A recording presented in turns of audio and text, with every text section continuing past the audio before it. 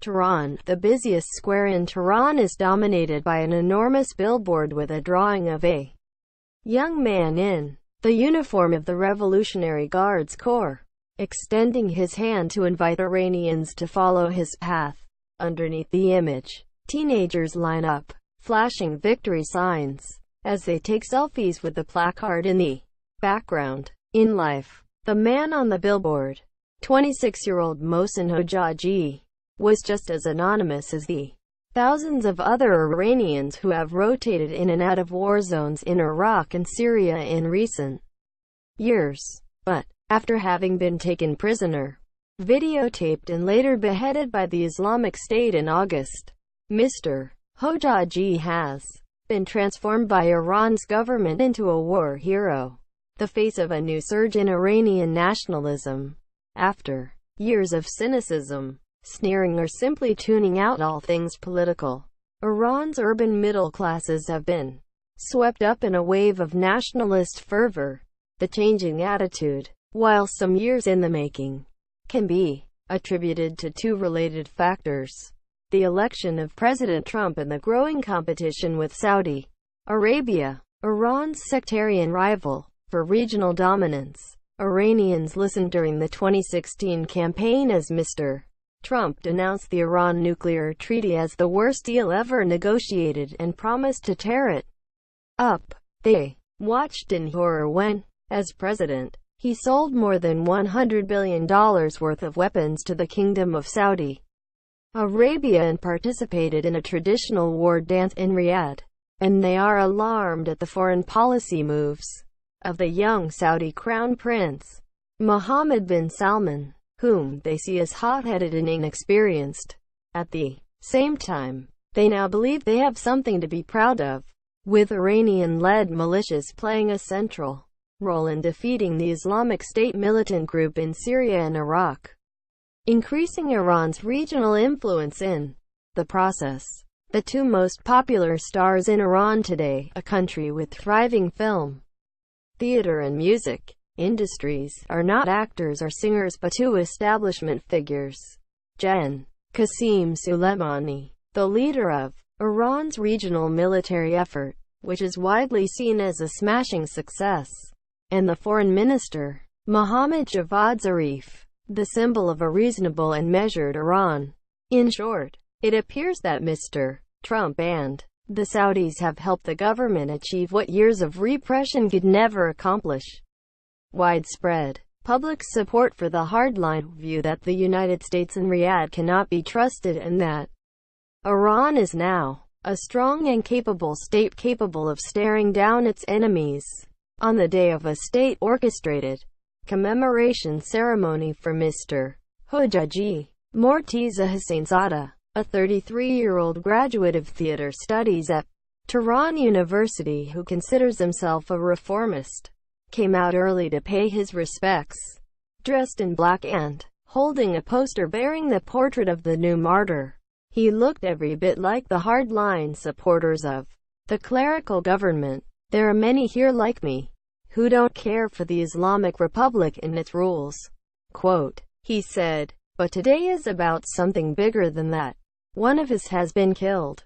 At the same time, this American president is breaking our hearts with his rhetoric and threats. We have to choose sides. I choose for my country. Quote, Iran's hardliners are savoring the reversal in their fortunes. After losing influence in the Obama years, thanks to Trump's dishonest, cheating and crazy remarks, he has proved what we have said for a long time: America cannot be trusted, said Hamid Reza Taraghi, a hardline political analyst. Many didn't believe us, but now they do. Quote, the seeds of the new nationalism were planted with the election of the moderate Hassan Rouhani as president in 2013. It was the first glimmer of hope for Iran's urban middle classes since the brutal crackdown on street protests following the 2009 presidential election. Widely seen as rigged, President Rouhani promised a nuclear deal to escape the suffocating international sanctions over Iran's nuclear program that had depressed and distorted the economy and isolated the country. When the treaty was signed in 2015, Iranians rejoiced over the chance, finally, to become a normal country. Then came the Trump administration, and its singular focus on Iran as the source. As the Defense Secretary, Jim Mattis, has said, on numerous occasions, of all the troubles in the Middle East, Iran's leaders have begun promoting patriotic causes, recognizing in the changing mood a chance to reinforce their credibility, which had been flagging. Recently, missiles were put on display in city centers so that families and children could pose for photos in front of them. State-run television has been promoting an annual pilgrimage where millions participate in a walk into neighboring Iraq, as a symbol of national and religious strength. Iran's supreme leader, Ayatollah Ali Khamenei, who rarely comments on music, cited Iran, If They Break Your Heart, a homage to Iran, as one of his favorite songs. Many Iranians now cheer when a missile is tested, said Hamid Reza Jalalpour, a professor of sociology and a leading reformist. Even those who are completely secular, quote, the tests, he added, are making them feel strong and safe. Quote, the pressure from the United States and the growing threats from Saudi Arabia are creating an us against them atmosphere, Mr. Jalalpour said. The new solidarity in the face of outside threats is not new in Iran, nor is it insulating the government from all criticism. After the earthquake earlier this month in western Iran, for instance, many people blasted state officials on social media for failing to provide timely help. Yet, in a demonstration of the newfound spirit, Iranians from across the country pitched in to gather water, food and tents and transported the aid with their own cars to the disaster zone. There is just a big feeling of unity, said Poria Gorgi, an office manager who personally delivered 4 trucks of supplies to the quake area. We come together when we are hurt. Quote, the state's theocratic ideology has long dictated an artificial version of nationalism, where everything is related to Islam. Love for Iran's long pre-Islamic history has been illegal in some instances, and often deliberately ignored by officials and state television. But in light of the new national unity, those restraints have been relaxed so long as the presentations encourage patriotism.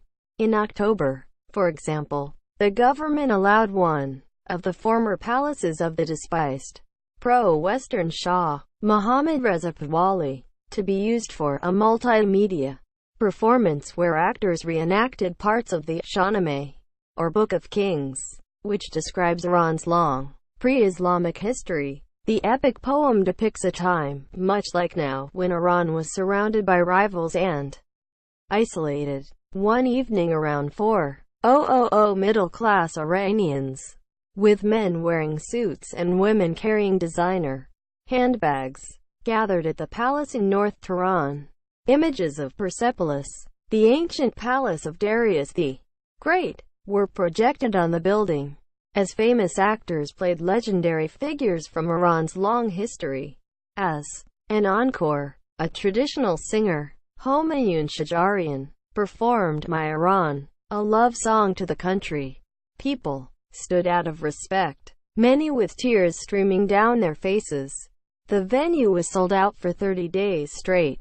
I felt so proud. There was an overwhelming sense of unity, said Saghul Shikan, an accountant, who was at the concert. I got goosebumps. Borders and geography are other rallying points for nationalists. When Mr.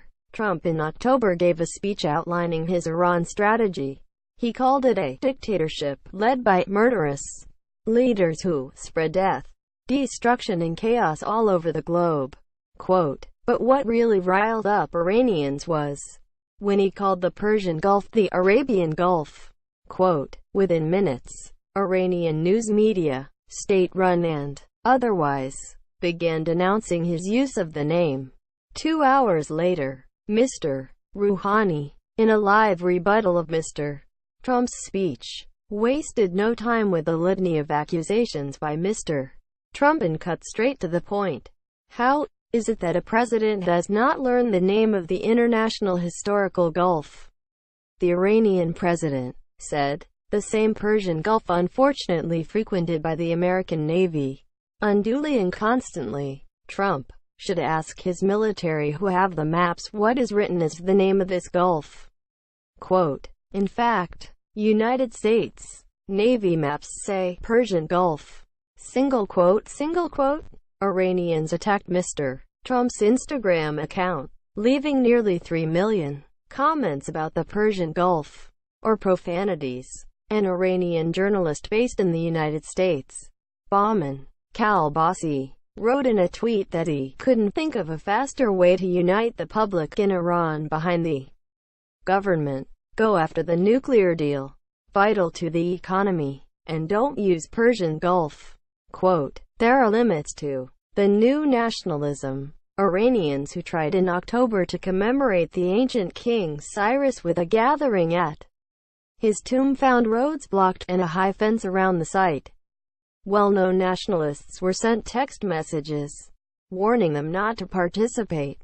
Arvind Dashtare, a liberal-minded theater director, who has frequently injected veiled criticism of Iranian society and its leaders into his plays, now says that he and like-minded reformists and moderates were wrong to bet on the United States.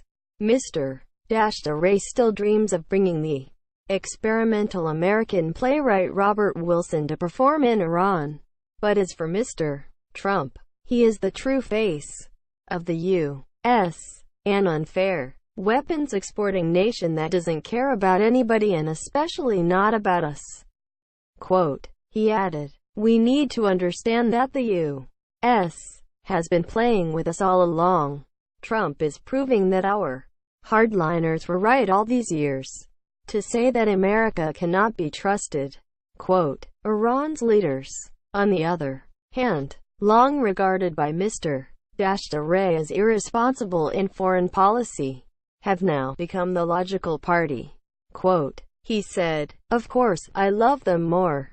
Yeah.